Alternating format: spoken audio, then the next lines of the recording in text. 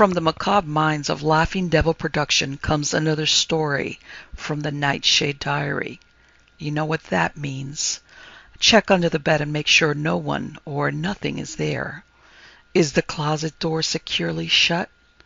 Then leave your disbelief behind, amp up your imagination, and hang on tight for another ride into terror and mystery. And like all good horror stories, just imagine it's a dark and stormy night.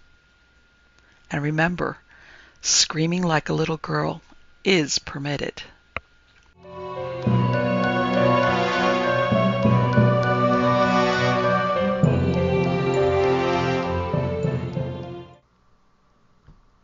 Dark Dream by Elizabeth Fancett. This is the hour that I used to love, soft in the early morning, the sun fresh risen in the east, when the sands are gentle warm and the day is cool, and even the sea is comparatively calm and peaceful and safe. Soon the sun will be hot and high, the beach a burning bed on which 1,000 bodies lays and lie before they run to shed the scorch of day within the welcome coolness of the shining, rolling, thundering sea. Today will be a good surfing day, like many others we have known, and he has loved, since we made this golden land, our home. How readily and with what skill and ease he took to this tremendous ocean, challenging it, mastering it, making it his own. Sometimes it frightens me how much he loves the sea. I do not share his love, and I swim no more powerfully than a child, and while he rides the rearing rolling waters, I remain at the ocean's edge, among the laughing playing children, content to watch and laugh with them, as they run from the mighty breakers, roaring into twist and lift their small brown bodies, and toss them up like leaves onto the cool and golden sands. But without him, I would not go even to the water's edge, and always there is a fear in me, a secret dread of this enormous ocean, so seeming blue in sunlight, so dark, so deep out there beyond these gentle shores. And fear seeps into sleep, and dreams are fashioned, turning those fears into thoughts, and the thoughts into images, and the night takes up the living dreads of day, draws out, reforms into some monstrous pattern that the waking mind could never dare to contemplate. The night before he went away, I had such a dream. I was here on this beach, waiting for his return, but it was later in the day than now, and the sun was hot and high. I stood at the ocean's edge among the laughing, playing children, but I did not play and I did not laugh. I watched him as he waited, 60 or 70 yards out, among the other surfers to catch the next great breaker. I knew that he would take it easily, skillfully, in perfect balance, riding splendidly the fierce and foaming giant. I watched with love and pride in his strength, his skill, his graceful tallness, and I watched with fear. I saw the waves come sweeping in, swelling and rising, an enormous white-tipped wall of water, as it came racing, rolling across the great ocean. As the giant breakers reared behind him, the man next to him was spun into his path. I saw them both go down, the waves closing over. Presently they surfaced apart, struck out to retrieve their skis. He was swimming strongly, his powerful form cutting through the buffeting waves, was almost to his ski and reaching out for it, when suddenly was flung high and violently out of the sea. For one brief moment I saw the sunlight glinting on his brown body as he hurtled into the air, and then he fell back and I could not see him. But I knew where he fell the sea was no longer blue, but red, and there was a shout about me and cries of "Shark! Shark!" and a bell was ringing way back upon the beach, and there were cries and screams of panic and of warning, and the people in the sea were swimming desperately away from the danger, away from the widening blood-red patch of foam, away from him, and the children screamed and scrambled from the sea, and soon there were no people in the water or at its edge save me. I could not hear his screams of pain, but I knew that he must be screaming, writhing in an agony of terror, in a grotesquely fearsome oneness with that great dark shape beneath the waters, its teeth locked tight about his brown limb, spinning him around like a mad dog with a bone, trying to wrench the limb away. And then there were lifeguards running, and one already in the belt, and others coming. But I was no longer on the shore. I was racing into the surf, tearing through the first great breaker, my one thought to reach him, to be with him, to die with him. I surfaced, choking beyond the breakers, swimming strongly, swimming desperately through the deep, tempestuous ocean that I so feared and hated, until my arms and legs were aching, straining, weakening.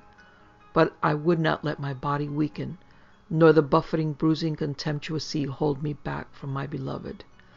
I was near now, close to the blood-red patch of foam. I trod water, easing my aching limbs, calling his name, willing him to rise above the ever-reddening foam. I called his name. I shrieked it. I could not hear my voice above the surf's roar. I could not see him, but he was there, struggling beneath the madly swirling water, as the thing beneath threshed and twisted and spun him savagely around, trying to tear his limb away. A huge wave came rolling in, lifted me, smothered me, almost drowned me. I fought to surface, clawing upward, my eyes, my mouth full of sea. I rose, choking, blinded, my lungs bursting, my ears deafened with the roar of the endless thundering sea. And suddenly there he was, his dear face white, agonized, and the water about him red with his blood. The water was full of blood. I was close, so close. His hands reached out to me. I caught them, held them briefly before I felt a tremendous tug upon my straining arms, and I knew then that the shark had torn his limb away. His eyes closed in agony beyond describing, and I could not hold him, and his hand slid away from mine, and he sank once more beneath the richly reddening foam, and the water was full of blood. Then there was movement about me, and a face close to mine, and other hands reaching out to me, and I was screaming out his name, and I tried to dive beneath that blood-red sea to find him, hold him, die with him, but I was caught and held in strong, relentless hands, and suddenly I saw his face again, a gray blob upon the surface of the sea. His eyes closed tight in agony or shock or death, I knew not which, and then the great high sun was a glaring fire above me, and the sea a roar and a rage about my face and body, as I was pulled in a breathless rush of speed through the stinging, blinding, smothering waters. And somewhere I could hear a cry, and voices shouting, warning, and I knew that the shark was following the trail of bloodied water, in the trail of him. And then I was lying on the sands, and my mind was screaming that this could not, must not be, and that the morning soon would come and wake me from this dark and fearsome dream. And in my dream I was filled with dread that the morning would not come before I was forced to see its final horror. And the dream went on, and I saw his brown and bloodied body lying there on the swiftly reddening sands, the blood still pouring from the raw and hideous wound where the shark had ripped his leg away. And they did not have to tell me that my beloved was dead. And then it was morning, and the sun was high, and he had left me to catch his early plane. He had gone quietly, without waking me, for he knows that I hate partings, however brief. I woke to another week away from him. But this is his job. That is our life. One that he had always wanted in this new enormous land of sun and sands and blue-white surfing waters. Today he is returning. That is why I wait here on this beach in this bright and savage sunny place where dark shapes lurk in the darker waters beneath the blue-white breakers of the mighty sea. This is where he will find me, today when he returns. This has always been our custom, and, despite my fears, our joy. And we would run and laugh together across the burning sands. We would run toward the waiting sea, and soon he would be where the giant breakers rise and rear beneath the surge and swell of it, the rising roar and roll of it, challenging, taking, riding it, and I would not have him be afraid, as I was afraid of this blue and endless sea. But now, will I tell him of my dream, that by telling it, it shall not come to pass? Can one prevent that which will happen? This is against all reason. Yet I must try. Yes, I must try. although I know no power on earth or in heaven can alter what will be. But will it be? Maybe it was only a warning dream, and yet, how can I tell him? Will I tell him? Will he not laugh teasingly and say, all surfers know there may be sharks around. That's all part of the fun, the danger. And he will say, trying to calm my fears, at least that's what we kid ourselves. But we all know that the real man-eaters, the blue pointers, haven't been around these coasts for years. And he will say, seeing that I'm still afraid, forget it, darling. Dreams are just things that pass away with night and never come true.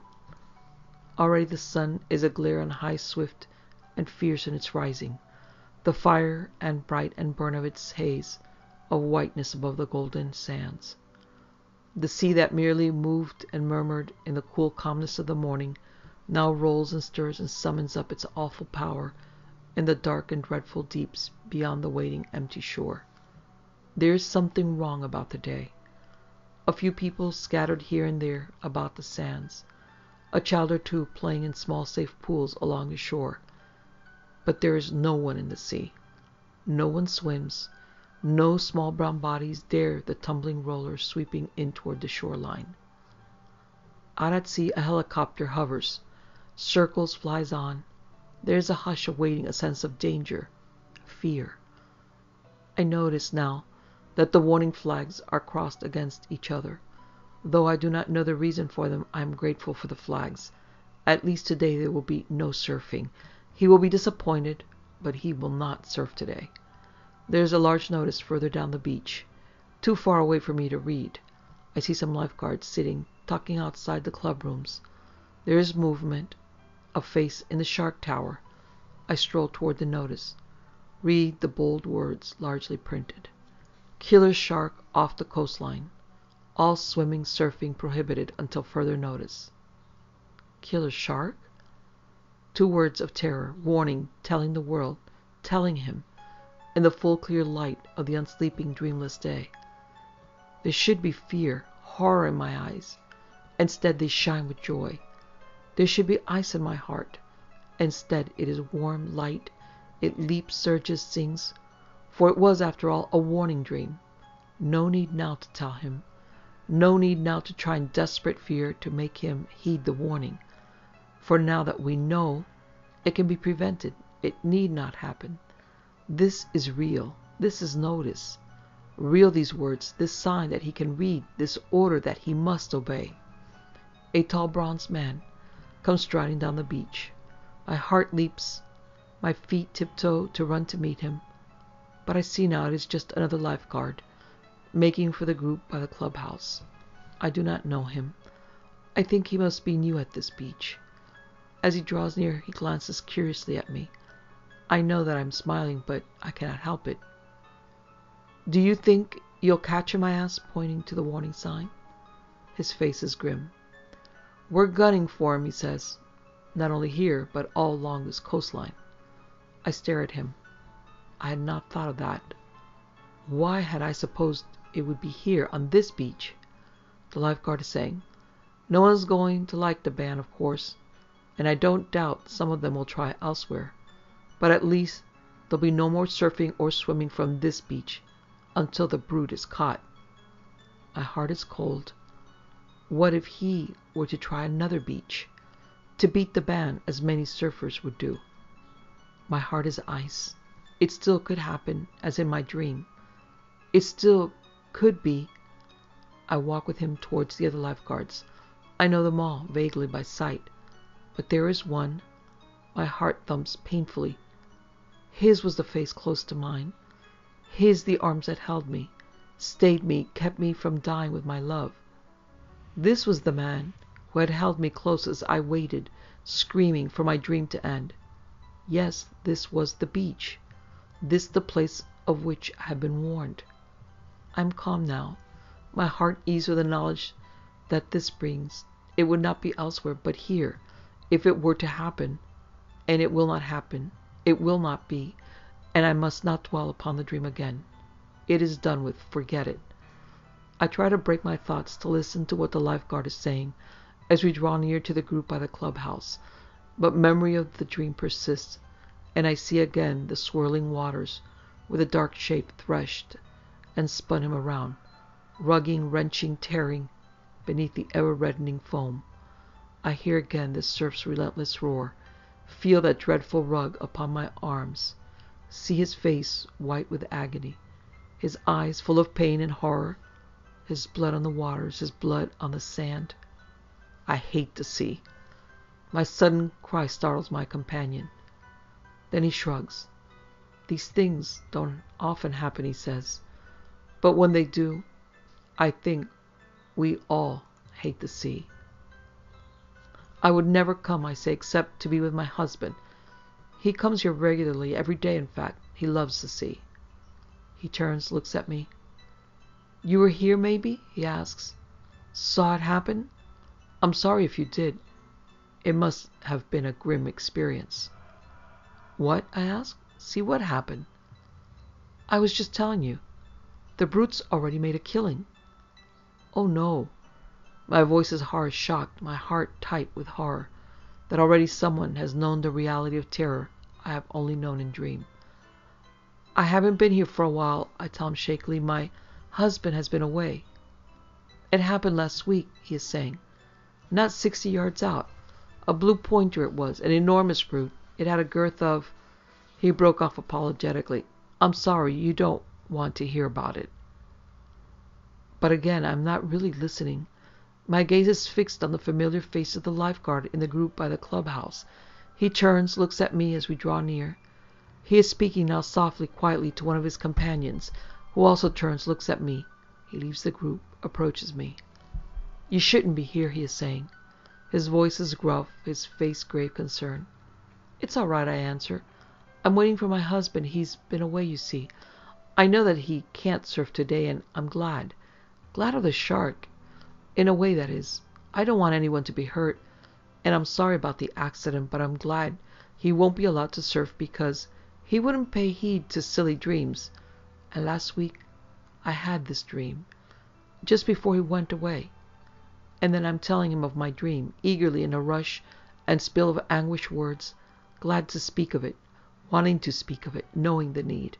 And his eyes are full of pity as he listens, and his face is dark and grave, as through my words I live again that fearsome dream of his dark and dreadful death, and spare myself no smallest detail in the grim remembering, until I am screaming that this could not, must not be, and the white-hot sands bite deep into my body as I fling myself still screaming to the burning ground, crying out for the morning soon to come and put an end to dreaming. And then he's lifting me, soothing me, cradling me close, tight, and I look up into the familiar face of the man who holds me, as he held me then on that hot and savage sunny day, and I know that the morning will not come, and the dream will never, never end. Lamb to Slaughter by Roald Dahl. The room was warm and clean, the curtains drawn, the 2 table lamps alight, hers and the one by the empty chair opposite. On the sideboard behind her, 2 tall glasses, soda water, whiskey, fresh ice cubes in the thermos bucket. Mary Maloney, she would glance up at the clock, but without anxiety, merely to please herself with the thought that each minute gone by made it nearer the time when he would come. There was a slow, smiling air about her, about everything she did. The drop of the head as she bent over her sewing was curiously tranquil. Her skin, for this was her 6th month with child, had acquired a wonderful translucent quality. The mouth was soft, and the eyes, with a new placid look, seemed larger, darker than before. When the clock said 10 minutes to 5, she began to listen, and a few moments later, punctually as always, she heard the tires on the gravel outside and the car door slamming, the footsteps passing the window, the key turning in the lock. She laid aside her sewing, stood up, and went forward to kiss him as he came in. "Hello, darling," she said. "Hello," he answered. She took his coat and hung it in the closet. Then she walked over and made the drinks, a strongish one for him, a weak one for herself, and soon she was back again in her chair with sewing, and he in the other opposite, holding the tall glass with both his hands, rocking it so the ice cubes tinkled against the side. For her, this was always a blissful time of day. She knew he didn't want to speak much until the first drink was finished, and she, on her side, was content to sit quietly, enjoying his company after the long hours alone in the house. She loved to luxuriate in the presence of this man and to feel, almost as a sunbather feels the sun, that warm male glow that came out of him to her when they were alone together. She loved him for the way he sat loosely in a chair, for the way he came in a door or moved slowly across the room with long strides.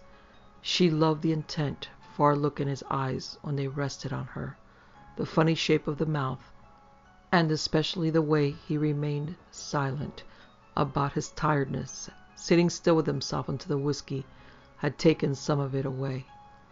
"Tired, darling?" "Yes," he said, "I'm tired." And as he spoke, he did an unusual thing. He lifted his glass and drained it in one swallow, although there was still half of it, at least half of it left.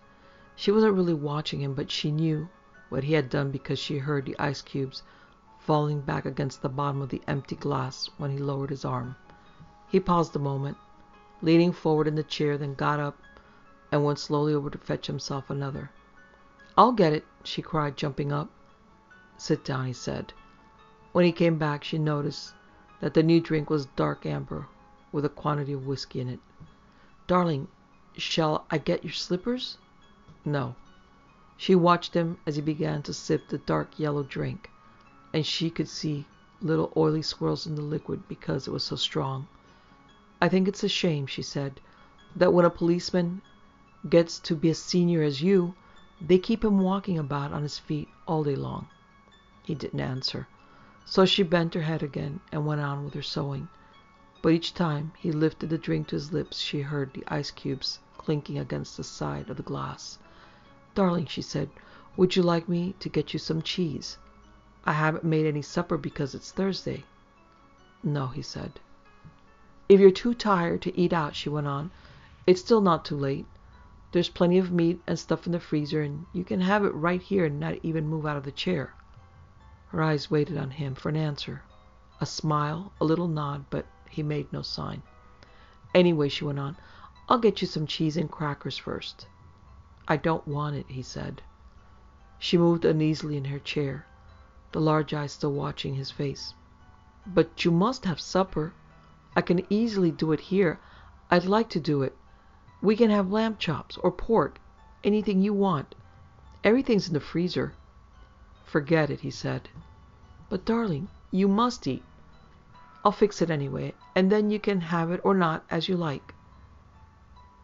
She stood up and placed her sewing on the table by the lamp. "Sit down," he said. "Just for a minute, sit down." It wasn't until then that she began to get frightened. "Go on," he said. "Sit down." She lowered herself back slowly into the chair, watching him all the time with those large, bewildered eyes. He had finished the second drink and was staring down into the glass, frowning. "Listen," he said. "I've got something to tell you." "What is it, darling? What's the matter?" He had now become absolutely motionless, and he kept his head down so that the light from the lamp beside him fell across the upper part of his face, leaving the chin and mouth in shadow.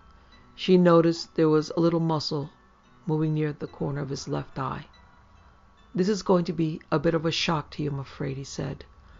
"But I've thought about it a good deal, and I've decided the only thing to do is tell you right away. I hope you won't blame me too much." And he told her. It didn't take long, 4 or 5 minutes at most, and she sat very still through it all, watching him with a kind of dazed horror as he went further and further away from her with each word. "So there it is," he added. "And I know it's kind of a bad time to be telling you, but there simply wasn't any other way. Of course, I'll give you money and see you're looked after, but there needn't really be any fuss. I hope not anyway. It wouldn't be very good for my job." Her first instinct was not to believe any of it, to reject it all. It occurred to her that perhaps he hadn't even spoken, that she herself had imagined the whole thing, Maybe if she went about her business and acted as though she hadn't been listening, then later, when she sort of woke up again, she might find none of it had ever happened. "I'll get to supper," she managed to whisper, and this time he didn't stop her. When she walked across the room, she couldn't feel her feet touching the floor. She couldn't feel anything at all except a slight nausea and a desire to vomit. Everything was automatic now. Down the steps to the cellar, the light switch, the deep freeze, the hand inside the cabinet, taking hold of the first object it met. She lifted it out and looked at it. It was wrapped in paper, so she took off the paper and looked at it again. A leg of lamb.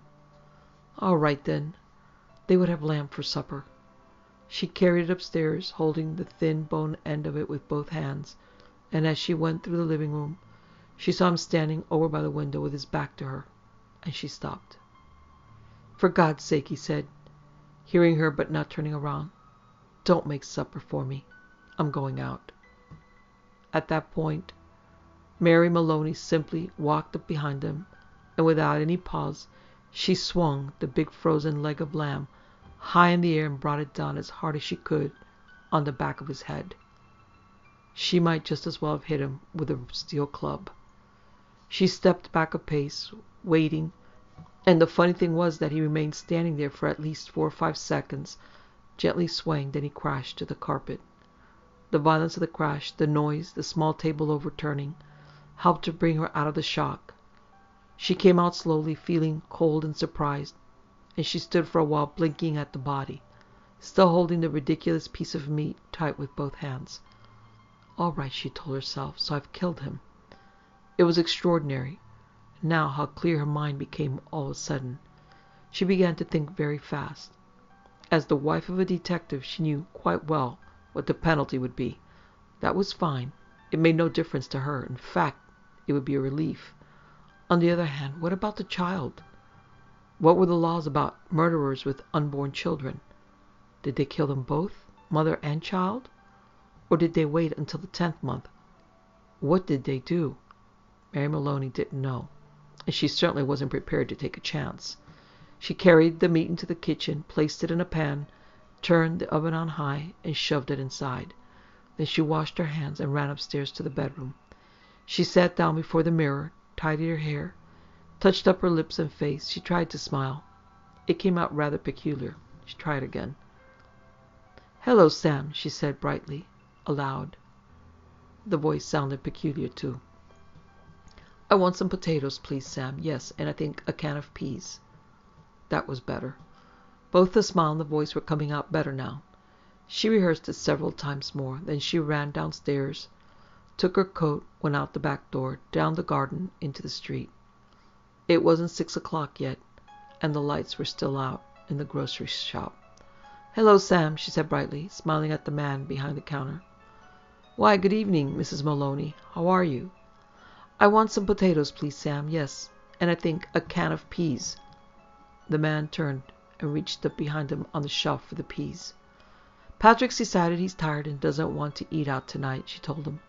"We usually go out Thursdays, you know, and now he's caught me without any vegetables in the house." "Then how about meat, Mrs. Maloney?" "No, I've got meat, thanks. I got a nice leg of lamb from the freezer." "Oh, I don't much like cooking it frozen, Sam, but I'm taking a chance on it this time. You think it'll be all right?" "Personally," the grocer said, "I don't believe it makes any difference. You want these Idaho potatoes?" "Oh, yes, that'll be fine. 2 of those." "Anything else?" The grocer cocked his head on one side, looking at it pleasantly. "How about afterwards? What are you going to give him for afterwards?" "Well, what would you suggest, Sam?" The man glanced around his shop. "How about a nice big slice of cheesecake?" "I know he likes that." "Perfect," she said. "He loves it." And when it was all wrapped and she had paid, she put on her brightest smile and said, "Thank you, Sam. Good night." "Good night, Mrs. Maloney, and thank you." And now, she told herself as she hurried back, all she was doing now, she was returning home to her husband, and he was waiting for his supper, and she must cook it good and make it as tasty as possible because the poor man was tired, and if when she entered the house she happened to find anything unusual or tragic, or terrible, then naturally it would be a shock, and she'd become frantic with grief and horror. Mind you, she wasn't expecting to find anything. She was just going home with the vegetables on Thursday evening to cook supper for her husband. That's the way she told herself. Do everything right and natural. Keep things absolutely natural. And there'll be no need for any acting at all. Therefore, when she entered the kitchen by the back door, she was humming a little tune to herself and smiling. "Patrick," she called, "how are you, darling?" She put the parcel down on the table and went through into the living room, and when she saw him lying down on the floor with his legs doubled up and one arm twisted back underneath his body, it really was rather a shock. All the old love and longing for him welled up inside her, and she ran over to him, knelt down beside him, and began to cry her heart out. It was easy.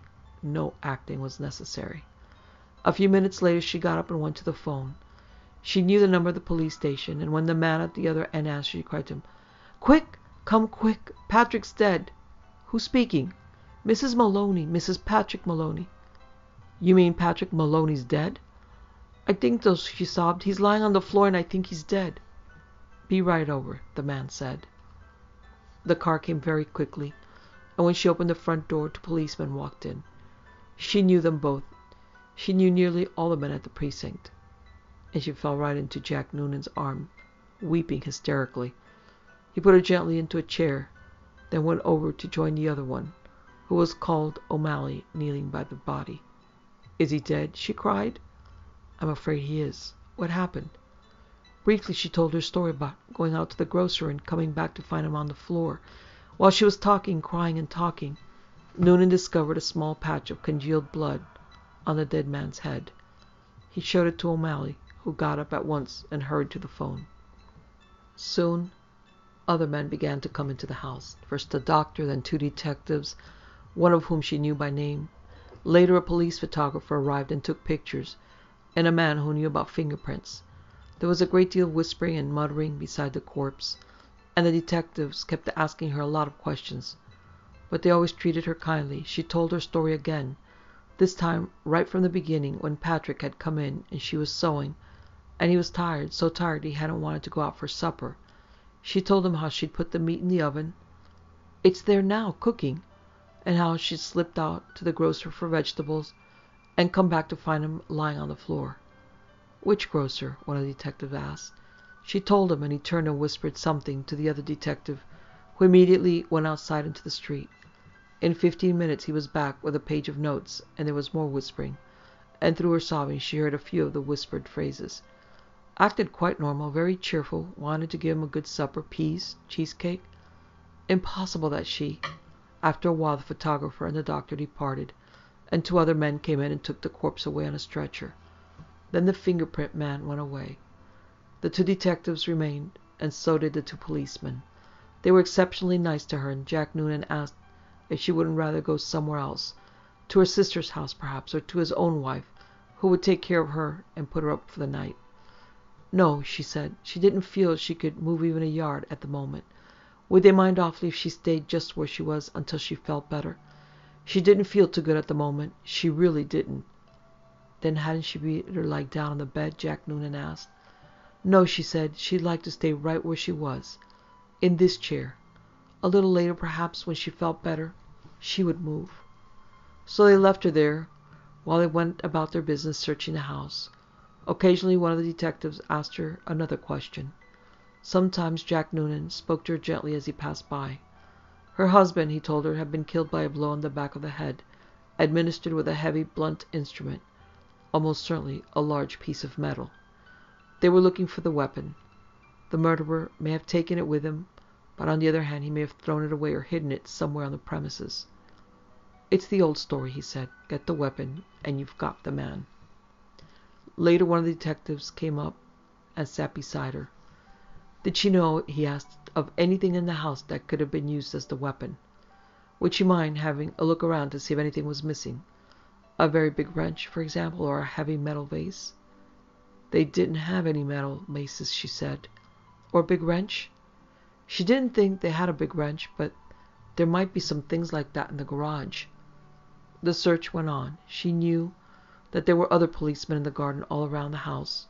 She could hear their footsteps on the gravel outside, and sometimes she saw the flash of a torchlight through a chink in the curtain. It began to get late, nearly 9, she noticed by the clock on the mantel. The 4 men searching the room seemed to be growing weary, a trifle exasperated. "Jack," she said, the next time Sergeant Noonan went by, "would you mind giving me a drink?" "Sure, I'll give you a drink." "You mean this whiskey?" "Yes, please, but just a small one. It might make me feel better." He handed her the glass. "Why don't you have one yourself?" she said. "You must be awfully tired." "Please do. You've been very good to me." "Well," he answered, "it's not strictly allowed, but I might take just a drop to keep me going." One by one, the others came in and were persuaded to take a little nip of whiskey. They stood around rather awkwardly with the drinks in their hands, uncomfortable in her presence, trying to say consoling things to her. Sergeant Noonan wandered into the kitchen, came out quickly, and said, "Look, Mrs. Maloney, you know that oven of yours is still on, and the meat still inside." "Oh, dear me," she cried, "so it is. I'd better turn it off for you, hadn't I? Will you do that, Jack? Thank you so much." When the sergeant returned the second time, she looked at him with her large, dark, tearful eyes. "Jack Noonan," she said. "Yes?" "Would you do me a small favor, you and these others?" "We can try, Mrs. Maloney." "Well," she said, "here you all are, and good friends of dear Patrick's too, and helping to catch the man who killed him. You must be terribly hungry by now, because it's long past your supper time, and I know Patrick would never forgive me, God bless his soul, if I allowed you to remain in his house without offering you decent hospitality. Why don't you eat up the lamb that's in the oven? It'll be cooked just right by now." "Wouldn't dream of it," Sergeant Noonan said. "Please," she begged, "please eat it. Personally, I couldn't touch a thing, certainly not what's been in the house when he was here. But it's all right for you. It'd be a favor to me if you'd eat it up. Then you can go on with your work again afterwards." There was a good deal of hesitating among the 4 policemen, but they were clearly hungry, and in the end they were persuaded to go into the kitchen and help themselves.